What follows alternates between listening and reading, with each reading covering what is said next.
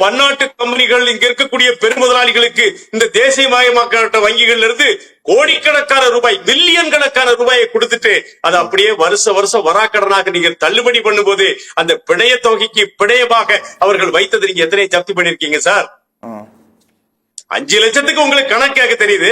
ஆனா 5000 கோடி வாங்கிட்டு லண்டன்ல போய் பதுக்கி இருக்கிறவனுடைய சொத்துக்கள் எத்தனை பறிமுதல் செய்யப்பட்டது சொல்லுங்க. நாட்டினுடைய முதல் வளர்ச்சியினுடைய இயந்திரம் விவசாயம் என்று சொன்னால் அந்த விவசாயி என்ன செய்ய வேண்டும்? முதல் தரத்திலே இருந்திருக்க வேண்டும். இருக்கானா? இருந்தா நீங்க இதுக்கு 3 லட்சத்துல 5 லட்சமா கூட்டணும் கடனை சொல்லுங்க.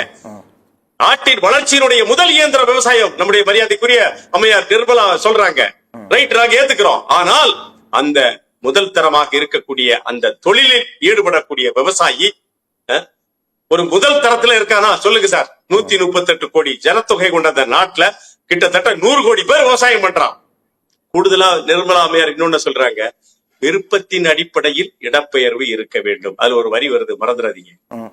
விருப்பத்தின் அடிப்படையில் இடப்பெயர்வு இருக்க வேண்டுமே தவிர தேவையின் அடிப்படையில் இடப்பெயர்வு இருக்கக்கூடாது. இது எங்களுக்கு பொருந்தும்.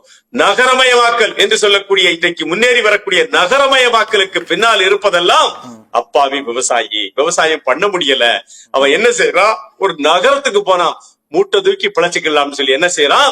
நகரத்திற்கு வந்து சேர்கிறான். அம்மையார் கரெக்டா சொல்லிட்டாங்க.